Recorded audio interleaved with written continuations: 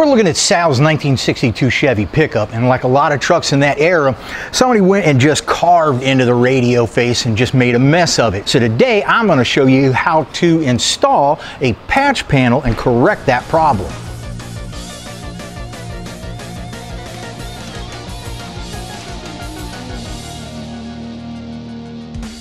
All right, now our patch panel comes really large and generous, but I don't need to use the entire thing. Don't if you don't have to.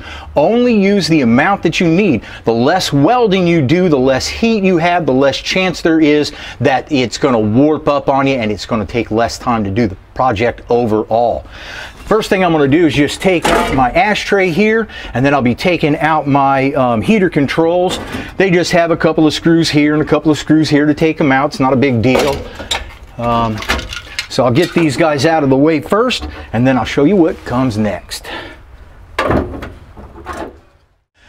So again, this top half is looking good. I don't have to mess with that at all. I'm just going to take this right here. So what I'm going to do is I'm going to take this piece, I'm going to cut this piece out. I'm going to cut it a little bit larger than what I need, and then I'm going to go ahead and put it right up on top. I'll keep trimming it until it looks great, and then I'll have a perfect scribe to be able to cut this piece out. All right, so nice little helpful handy hint.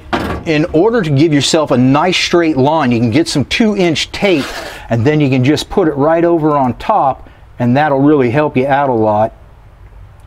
So I've got that on there, and now I can cut this out and make sure it's nice and straight.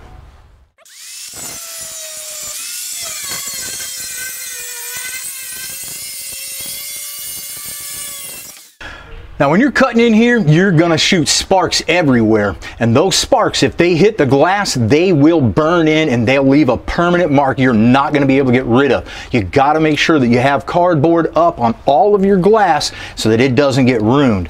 Now you can see this piece that I've cut out right here. On the back, I want you to notice this brace right here.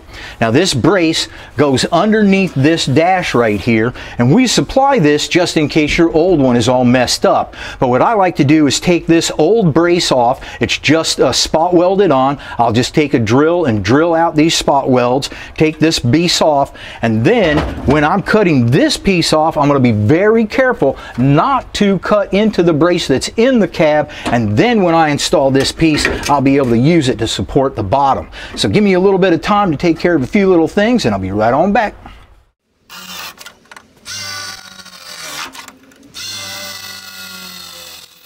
All right, so with my brace off, I can take this piece and I can get it right up here.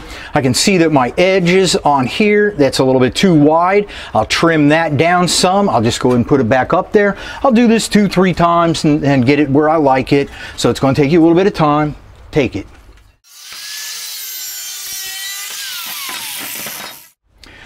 So I'm liking where this is at.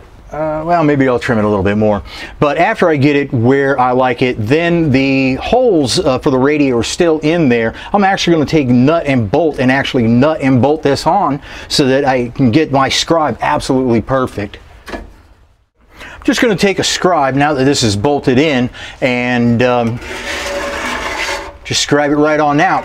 Now when I tighten these up, I'm not tightening up a lot or you're going to bend this up. It's just snug and that's it.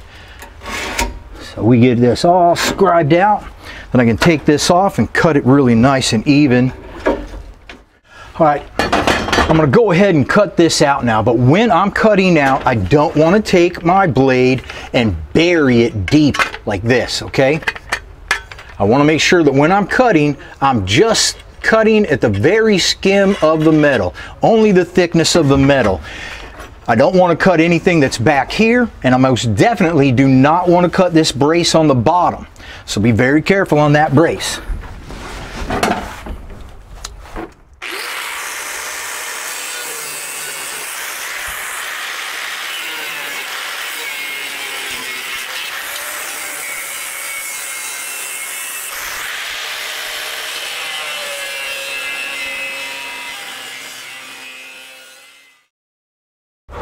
Okay, see this is cut out, but just like the other brace, it's got some spot welds in here, so I'm just going to drill those out and this will come off. This one's just about ready to come off, and they're all weak. You can do this and just flip it back and forth, and it'll hopefully take off the rest of the weld.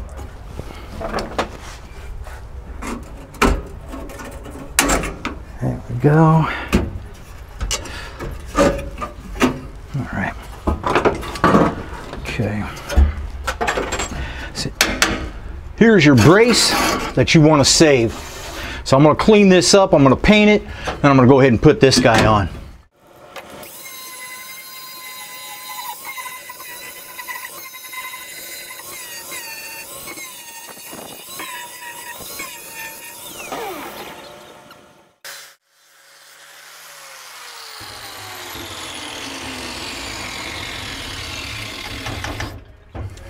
Now, if you do not have a clean metal, you are not going to get a good weld. So you have to make sure that you grind off the metal here on the front side and on the back side some too. You're going to want to do the same thing here. And then we're going to trial fit this up a couple of times and see how it's looking. And then we're going to use this right here. Now, this is a patch panel clamp. Okay. And it does exactly what its name implies, is it clamps down your patch panel. And how it works is like this.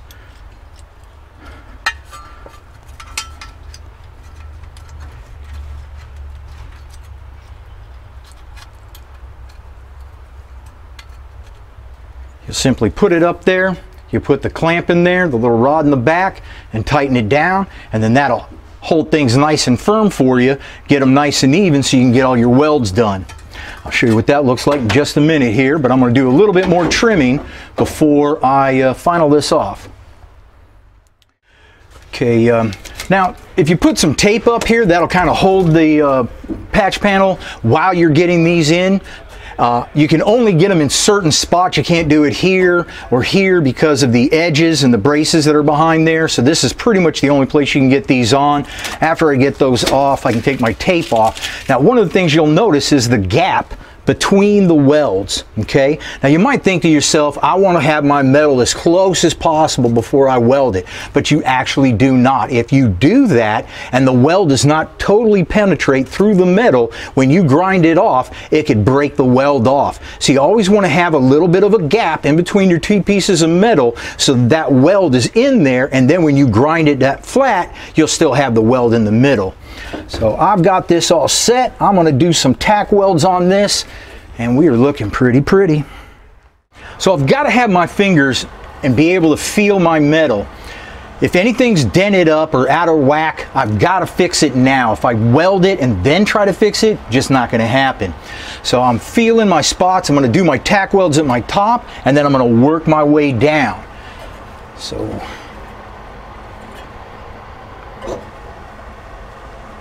feeling good.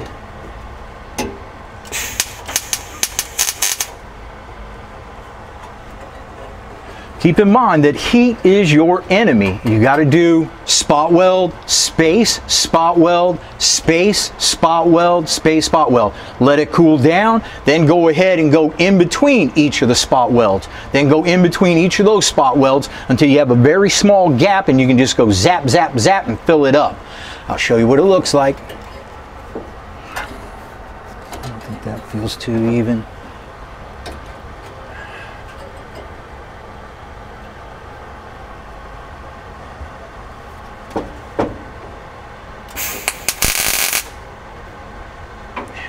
Good.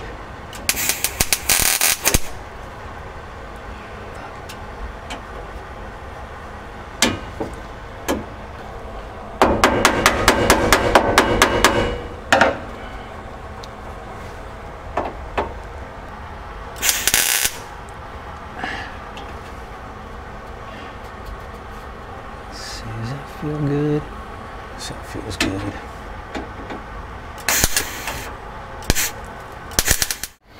Now the reason that we start at the top and then work our way down is because that we've got this curvature here that we've got to work with.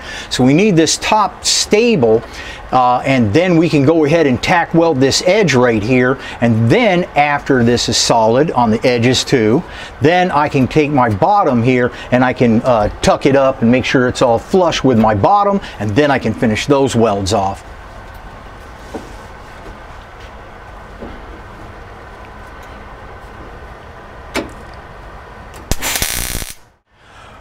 Now I only want to get about this amount of welding done before I go ahead and I grind these off nice and gentle like.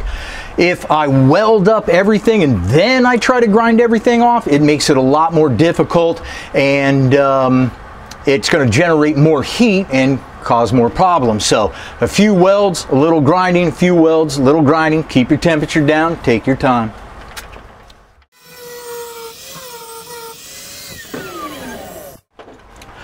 All right, now this right here, this is what's known as a hard wheel, okay? This is old standard school stuff. Now these are really good for getting into nooks and crannies and things like that. This right here is what's known as a flap wheel. And what it is just a bunch of sandpaper that's glued on a board and then laid down flat. Now these are nice because they'll generally grind a little bit faster, and they'll generally grind a little bit cooler so you don't generate too much heat. So using a combination of these two, I'll grind this down. Okay, now this is just a little bit off, and that'll happen sometimes when you're welding because of the heat and the warping and stuff like that. So I'm going to use a hammer and dolly, and I'm going to get this lined up a little bit better, and that's the way you want to do it. You don't want to just keep on welding. As soon as you see it goes a little bit off of whack, get your hammer and dolly, get it totally perfect, and then continue with your welding.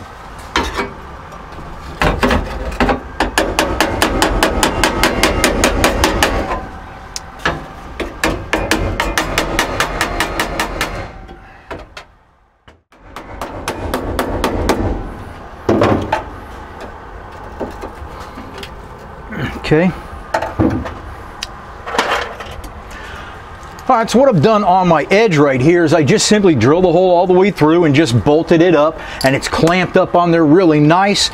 I went ahead and just feel with my fingers, make sure that it feels nice and even. Maybe do a little tapping on it there. After everything looks good, I can go ahead and weld this up. I'll do the same thing to the other side. And then right here where I've drilled my holes to take out the old spot welds, I'm going to go ahead and weld this onto the bottom brace so that it has, looks like spot welds, almost like original, and it's really secure in there. All right, this is feeling really good. It's looking really good. This took me about an hour and a half to do. Now, it might take you a little bit longer. You got carpeting, seats, radios in here and things like that. But take your time. Heat is your enemy. You have to make sure this doesn't get hot and it warp up on you. Just take your time. You'll be fine. My name's David Welch. I'm at Brothers Tech Center every single week to make sure your truck gets back on the road. You make sure you check us out on Instagram, Facebook, and subscribe to the YouTube channel. Because it's just the right thing to do.